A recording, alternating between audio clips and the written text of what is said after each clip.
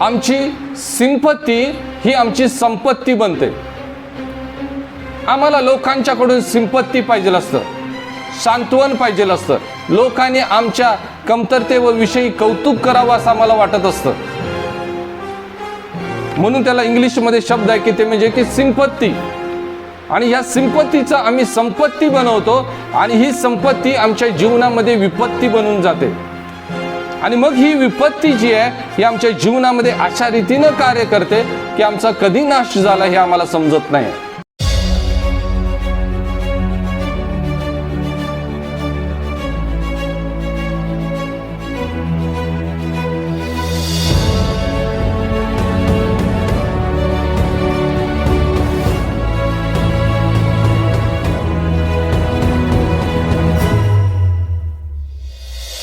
तर विश्वासात स्थिर उभा राहा. आमच्यामध्ये विश्वास आला पाहिजे. एक गोष्ट मी तुम्हाला सांगू इच्छित आहे. विश्वास हा काय आहे तर आम्हा प्रत्येकाला समजणं गरजेचं आहे. वचन आम्हाला सांगतं की विश्वास हा ऐकण्यानं आणि ऐकणं हे ख्रिस्ताच्या वचनाकडून होतं. विश्वास जर आमच्या जीवनामध्ये जर यायचा असेल तर आम्हाला ऐकलं पाहिजे. आणि ऐकण्यासाठी आम्हाला काय ऐकायचं आहे? आमच्या शेजाऱ्यांच्या गप्पा आम्हाला ऐकायच्या नाहीत, आम्हाला आमच्या मित्रमंडळीचं बोलणं आम्हाला ऐकायचं नाही, आम्हाला घरातल्या लोकांचं बोलणं आम्हाला ऐकायचं नाही, आम्हाला देवाचं वचन ऐकायचं आहे. हे कोण सांगतं तर हे देवाचं वचन सांगतं. आज मी माझी स्वतःविषयीची एक गोष्ट मी तुम्हाला सांगू इच्छित आहे की ते म्हणजे की जेव्हापासून मला शुगरचा त्रास सुरू झाला, डायबिटीस सुरू झालं, माझ्या मनामध्ये वारंवार सैतान हीच गोष्ट घालायचा प्रयत्न करतो की ते म्हणजे तुझा नाश आहे याच्यामध्ये. आणि ज्यावेळेस सैतान मला ही गोष्ट सांगतो त्यावेळेस मी सैतानाला सांगतो की ज्या देवानं कॅन्सर बरा केलेला आहे, ज्या देवानं एड्स बरं केलेलं आहे, ज्या देवानं हार्टचे आजारी बरं केलेले आहेत, एवढंच नाही तर मेलेल्या लोकांना उठवलेलं आहे, तो मला ह्या क्षुल्लक अशा डायबिटीसपासून तो मला बाहेर काढू शकत नाही का? तो मला त्याच्यातून बाहेर काढू शकतो. फक्त काय की मी कोणाचं ऐकायचं हे मी ठरवायचं आहे. मला सैतानाचं ऐकायचं आहे का मला देवाचं ऐकायचं आहे? कारण इथं वचन म्हणतं की विश्वास जो आहे तो ऐकण्यानं तयार होतो. आणि ऐकणं काय आहे तर ख्रिस्ताचं वचन. आज जर तुम्ही आणि मी जर रोज आणि रोज ख्रिस्ताचं वचन जर आम्ही ऐकत असेल तर आमच्यामध्ये भीती कधी येणार नाही. आम्ही कधीही त्या सैतानाला बळी पडणार नाही किंवा त्या ठिकाणी आम्ही अस्थिर बनणार नाही, तर आम्ही विश्वासात स्थिर उभारणार आहे. या ठिकाणी विश्वासाविषयी या ठिकाणी म्हटलेलं आहे विश्वास तर आशा धरलेल्या गोष्टीविषयीचा भरवसा आणि न दिसणाऱ्या गोष्टीविषयीची खात्री आहे. विश्वास काय आहे तर ज्या गोष्टीची आम्ही आशा केलेली आहे त्या गोष्टीचा भरवसा आहे. आज तुम्ही कोणत्या गोष्टीची आशा केलेली आहे? ज्या तुमच्या जीवनामध्ये असणाऱ्या ज्या आशा आहेत त्या आशा धरलेल्या गोष्टीविषयीचा तो भरवसा आहे. आमचा भरवसा पाहिजे की हे असं होणार नाहीये.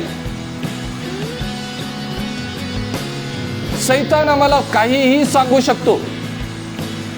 गेल्या महिन्यामध्ये माझ्या पायाला इजा झाली आणि ज्यावेळेस माझ्या पायाला लागलं माझ्या डोक्यामध्ये सैतान एकच घालायला लागला की तुला माहित आहे ना डायबिटीसमध्ये पाय जातोय. आणि मग ती जखम अशी वाढत जाते. कारण नुकतंच माझ्या चुलत्याचं त्याच्यामुळंच त्यांचं निधन झालं. एक क्षुल्लक अशी जखम त्यांच्या मृत्यूला कारणीभूत झाली. आणि मग सैतान म्हणतो की हे बघ हे असं आहे, हे असं होत आहे. आणि मग मला त्याला सांगायला लागलं की अरे सैताना, हे होत असेल कोणाबरोबरही पण ते माझ्याबरोबर होणार नाही. का नाही होणार? कारण देवाचं वचन सांगतं की ते म्हणजे की तो नीतिमानाचं हाड सुद्धा तो मोडू देणार नाही आहे. लक्षात ठेवा की देव जो आहे, देव त्याचं भय धरणाऱ्या भोवती तो सदा पहारा देतो, त्याची काळजी घेतो. आणि भलेही किती मोठा शत्रू आमचा असला, गर्जणाऱ्या सिंहासारखा जरी असला आणि आम्हाला गिळावं म्हणून जरी शोधत असला तरी त्या ठिकाणी आम्हाला एक लक्षात ठेवायचं आहे की तो गिळणार आहे, पण हिंदीमध्ये त्याचं ट्रान्सलेशन पूर्णपैकी चुकीचं आहे. कारण हिंदीमध्ये त्याचं ट्रान्सलेशन असं केलेलं आहे कि वो ढूंढता है कि फाड़ खाने के लिए. वो फाड़ता नहीं है, वो खाता नहीं है, लेकिन वो क्या करता है, उसको निगल लेता है. तो गिळण्यासाठी बघतो. इंग्लिशमध्ये तो शब्द आहे की ते म्हणजे की डिवोर. तो गिळतो, तो फाडू शकत नाही. का फाडू शकत नाही? कारण 2000 वर्षापूर्वी वधस्तंभावर प्रभू येशू ख्रिस्ताने त्याचे सगळे दात तोडलेले आहेत. येशू ख्रिस्तानं त्याचे सगळे दात तोडलेले आहेत. त्याची मरणाची शक्ती, ताकद त्या ठिकाणी नष्ट केलेली आहे. आज तो आमच्या जीवनामध्ये काही करू शकत नाही आहे. फक्त एकच गोष्ट आहे की आम्हाला विश्वासामध्ये स्थिर उभारलं पाहिजे. आता मी एक गोष्ट मी तुम्हाला या ठिकाणी सांगणार आहे, एक घटना मी तुम्हाला सांगणार आहे की जेणेकरून आम्हाला त्याच्यातून काही गोष्टी आम्हाला शिकून घ्यायचे. या ठिकाणी आपण दुसरे शमूएल याचा 16वा अध्याय या ठिकाणी आपण बघूया की पहिले शमूएल याचा पहिला अध्याय आपण या ठिकाणी आपण बघूया. सैतान आमच्या जीवनामध्ये कसं कार्य करतो हे आम्ही या ठिकाणी आपण बघूया. आम्ही सैतानाचं कार्य बघणार नाही आहे, तर सैतानाच्या कार्याबरोबर देवाचं कार्य सुद्धा आम्ही बघणार आहे. पहिले शमूएल आम्ही या ठिकाणी काढूया आणि पहिले शमूएलाचा पहिला अध्याय आपण काढूया आणि त्या पहिल्या अध्यायामधल्या दुसऱ्या वचनापासून आपण या ठिकाणी आपण पहिल्या वचनापासून आपण या ठिकाणी बघूया. या पहिल्या वचनामध्ये एका व्यक्तीचं नाव घेतलेलं आहे आणि सांगितलेलं आहे, ते म्हणजे त्याचं नाव आहे एल्काना. आणि ह्या एल्कानाला 2 बायका होत्या. एका स्त्रीचं नाव होतं की हन्ना आणि दुसरीचं नाव होतं की पनिन्ना. अशा ह्या 2 स्त्रिया त्याच्याकडे होत्या. आता इथं आपला विषय नाही की ते म्हणजे की माणसाला किती बायका असाव्या याचा विषय नाही आहे. आपल्याला बघायचं काय की देवाचं कार्य.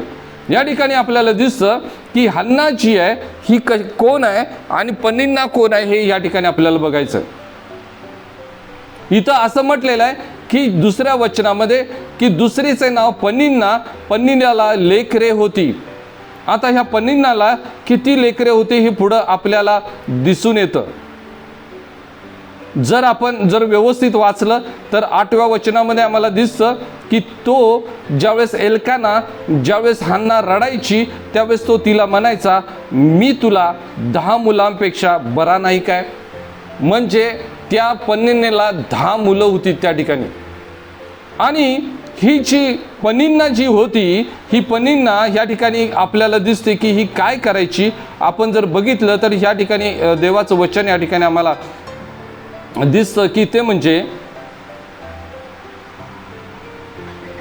6वं वचन या ठिकाणी असं म्हटलेलं आहे की यहोवाने तिचे गर्भस्थान बंद केले होते, यामुळे तिला खिन्न करण्यासाठी तिची वैरीण तिला फारच चिडवी. या ठिकाणी आम्हाला दिसतं की ही जी हन्ना जी आहे, ह्या हन्नाच्या जीवनामध्ये एक कमतरता आहे. काय आहे तर कमतरता ही आहे की यहोवाने तिचे गर्भस्थान बंद केलं होतं. आमच्या जीवनामध्ये देव कधी कधी अशा काही गोष्टी अलाव करतो की जेणेकरून देवाला त्या गोष्टीमध्ये आम्हाला आशीर्वादित करायचं असतं. बऱ्याच वेळेस आम्ही आमच्या जीवनामध्ये देवाच्या ताकदीला आम्ही समजून घेत नाही आहे. या ठिकाणी देवाचं वचन या ठिकाणी म्हणत आहे की ते म्हणजे की तिची जी वैरीण म्हणजे तिची जी सवत जी आहे ती इथं असं म्हटलेलं आहे की तिला फार चिडवायची. मी ज्यावेळेस इंग्लिशमधले वेगवेगळे ट्रान्सलेशन बघितले त्याच्यामध्ये मला दिसून आलं की तिला नुसतं चिडवत नव्हती, म्हणजे तिला टॉन्ट करायची, म्हणजे डिवचायची, तिला बरं वाईट तिला बोलायची आणि तिला शाप द्यायची. ह्या सगळ्या गोष्टी तिला करायची. का? कारण हिला मुलं होती आणि हिला मूल नव्हतं. हन्नेला मूल नव्हतं, हिला मूल होतं. पण एक गोष्ट या ठिकाणी आम्हाला दिसतं की एल्कानाने यज्ञ करायचा दिवस आला म्हणजे तो आपली बायको पनिन्ना हिला व तिचे सर्व मुलगे व तिची मुली यांना वाटा देत असे. हा एल्काना जो आहे, हन्नेचा जो नवरा जो आहे, तो आपल्या पत्नीला म्हणजे 2 नंबरच्या पत्नीला, सौतीला तो काय करायचा, देवाचा वाटा तो तिला द्यायचा, यज्ञाचा वाटा तो तिला द्यायचा, तिच्या मुलांना तो देत होता. परंतु हे परंतु खूप महत्वाचं आहे. इथं असं म्हटलेलं की परंतु हन्नेला तो दुप्पट वाटा द्यायचा. देवाचा वाटा तिच्या हिश्श्याला कायम दुप्पट जायचा. लक्षात ठेवा की ज्यावेळेस आमच्या जीवनामध्ये एखादी कमतरता असते किंवा आमच्या जीवनामध्ये कोणत्याही गोष्टीची कमी असते, त्यावेळेस देव एक गोष्ट करतो. काय करतो तर आम्हाला 2 कोरिंथ्याच्या 12व्या अध्यायामध्ये आम्हाला दिसतं आणि त्याच्या 9व्या वचनामध्ये त्या ठिकाणी स्पष्ट दिसतं की ते म्हणजे की पाऊल म्हणतो की मी देवाजवळ मी प्रार्थना केली, कारण त्यानं माझ्या शरीरामध्ये एक दूत ठेवलेला आहे आणि ते म्हणजे तो मला ठोसे मारण्यासाठी त्यानं माझ्या शरीरात एक काटा ठेवलेला आहे आणि तो निघावा म्हणून मी देवाजवळ मी प्रार्थना करत आहे आणि देव म्हणतो की माझी कृपा तुला पुरी आहे.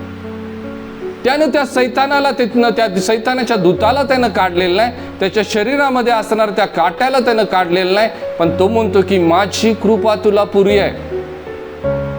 या ठिकाणी हिच्या जीवनामध्ये सुद्धा हीच गोष्ट होती की तिच्या वाट्याला दुप्पट येत होतं. पण हे सगळं असलं तरी तिचं दुःख हे खूप मोठं होत चाललं होतं, कारण तिची सवत तिला चिडवत होती. आज आमच्या जीवनामध्ये सुद्धा ही घटना घडत असते.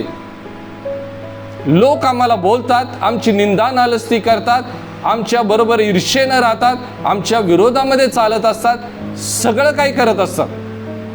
पण या परिस्थितीमध्ये तुम्हाला आणि मला काय करायचं आहे? आम्हाला रडत बसायचं आहे का आम्हाला काय करायचं आहे हे आम्हाला समजून घेतलं पाहिजे. आम्ही बऱ्याच वेळेस आमच्या दुःखाला कुरवाळत बसतो. आमची सिंपत्ती ही आमची संपत्ती बनते. आम्हाला लोकांच्याकडून सिंपत्ती पाहिजे असतं, सांत्वन पाहिजे असतं, लोकांनी आमच्या कमतरतेविषयी कौतुक करावं असं आम्हाला वाटत असतं. म्हणून त्याला इंग्लिशमध्ये शब्द आहे की ते म्हणजे की सिंपत्ती. आणि या सिंपत्तीचा आम्ही संपत्ती बनवतो आणि ही संपत्ती आमच्या जीवनामध्ये विपत्ती बनून जाते. आणि मग ही विपत्ती जी आहे ही आमच्या जीवनामध्ये अशा रीतीनं कार्य करते की आमचा कधी नाश झाला हे आम्हाला समजत नाही.